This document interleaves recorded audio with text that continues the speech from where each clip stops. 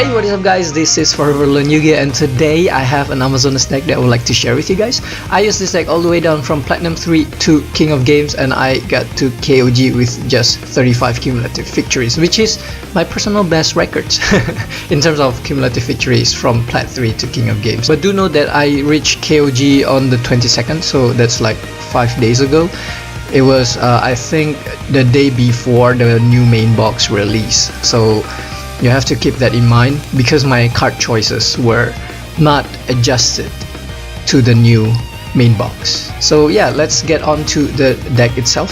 So starting on from the skill, generally you want to play either Restart or Holy Guard. Holy Guard is used because sometimes life point is an issue in Amazonas, but I feel like Restart is a lot stronger because you really want the princess on your opening hand as soon as possible.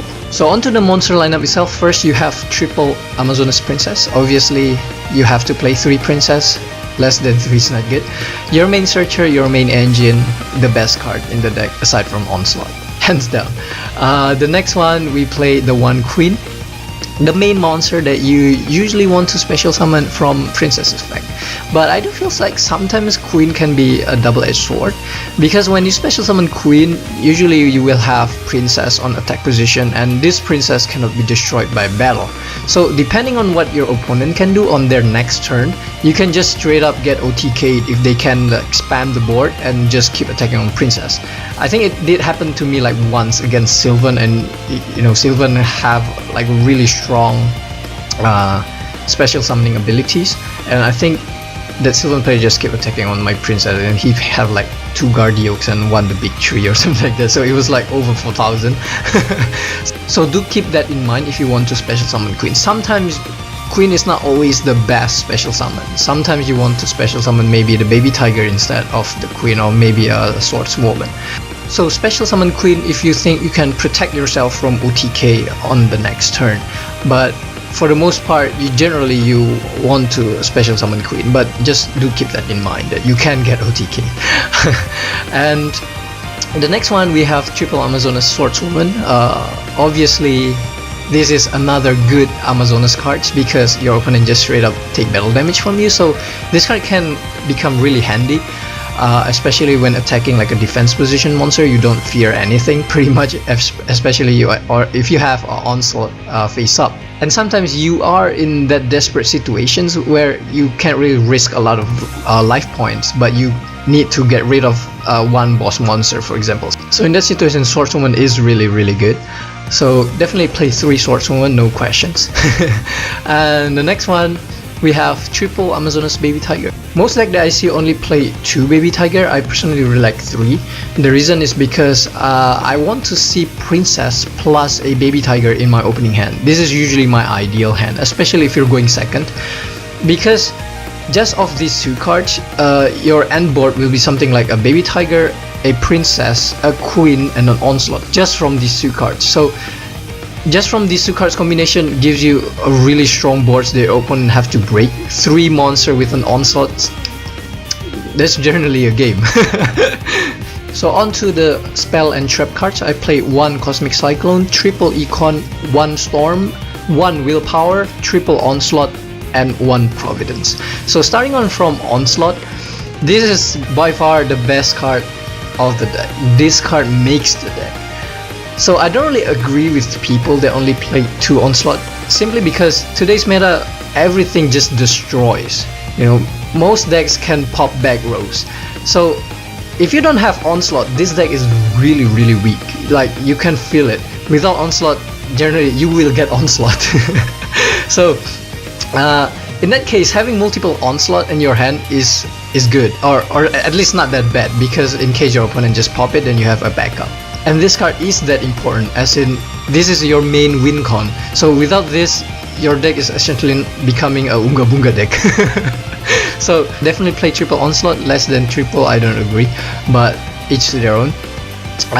Next is 1 Willpower, another Amazonas card that you can target for from Princess Search effect.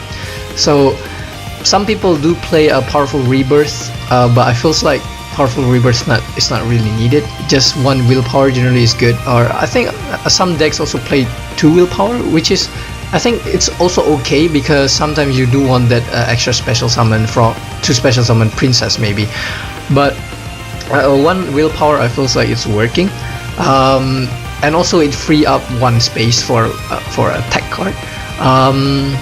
So definitely play at least one willpower. So the next card I want to talk about is the triple econ. I feel like triple econ is almost mandatory in Amazonas deck, especially because econ has a really great synergy with princess. One play you can do, for example, you can tribute take your opponent's monster, attack with that monster, and then attack with princess, get rid of the monster and replace it with your monster from the deck. So that essentially gives your opponent a -1 while you yourself replace the cost with a monster from your deck. Plus you get one additional attack from your opponent's monster. So that's quite a lot of advantage just from 2 cards combo, or 3 card I guess if you want to count the initial tribute cost. So that's my take on econ. I feel like the 10 monster lineup plus the triple econ plus the 1 willpower and the onslaught is, for me, is not really changeable. This is like a fixed list. So in that sense we only have 3 other cards or the attack card generally outside of the core main deck, right? So in this 3 slot I play 1 storm, 1 cosmic cyclone, and 1 ultimate providence. The reason for storm and cosmic cyclone is because I do expect quite a bit of a mirror match of Amazonas mirror match. For a mirror match, generally you can win by spamming more monster than your opponent, or you can destroy more backrow than your opponent. So in that sense, if you can, a really well-timed cosmic cyclone can just win you the game, for example. And storm, you can just, you know, storm your own onslaught, and well, you can chain econ on it. It's totally crazy play. And you also get another free special summon from the onslaught as well when you storm off your onslaught. So that is one thing storm can do. Another card is the Providence. Providence came quite clutch, especially because it doesn't just negate monsters. Sometimes you have like an extra econ or just an extra onslaught, and Wall of Disruption really kills this deck. This deck really dies to Wall of D. So if you got Wall of D and you have a queen, generally you will lose. So in some situations, having a Providence plus a trap card on your hand can save you from Wall of D, but generally you do want to negate monsters effect, especially because right now, you know, Noble Knights has come from the main box, which is also really popular. So, and actually I feel like Noble Knights plus against Amazonas, it's a bit towards to the to Noble Knights favor, because the Noble Knights can pop your setback rows, and if you just flip your onslaught, they can just destroy it with Tristan. So in that sense,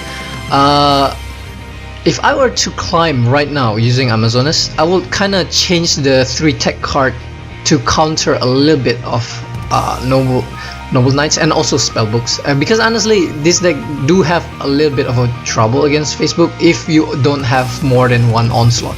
But if you have more than 1 onslaught, you're usually good to go. But I feel like spellbook is also quite popular.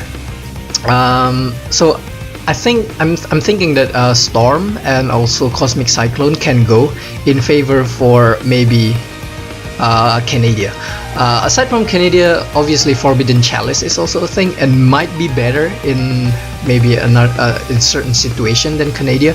But I feel like Canadia just stops spellbooks or just stops Noble Knights just straight up. Spellbooks, for example, they need face up spellcaster, and Canadia just flip it face down, so they don't have any spellcaster on their field, while Chalice just negate the Blue Boys effect. So in that sense, they can do some shenanigans with Master and also can fate you on your turn. But with Canadia, they can't really do that. So Canadia do win against Chalice in that sense, in spellbook matchup at least. And also against Noble Knights, Chalice you can use it on Madrot, so you can just negate Madrot's effect to special summon Tristan. But with Canadia you can just flip it face down and they cannot equip anything at all. But with Chalice they can equip something onto the Madrot, so they can equip the Gallatin for example and makes it plus 1000. So in that sense I feels like Canada do have slight advantage in comparison to Chalice, but Chalice is useful against Sylvans, while Canada is generally not that good against Sylvan unless you use it on the Guardioak.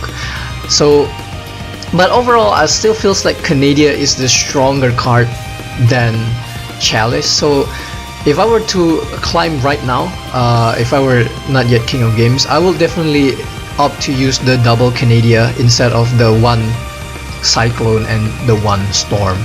So next I will show you guys the marathon from Legend 3 to King of Games. Enjoy!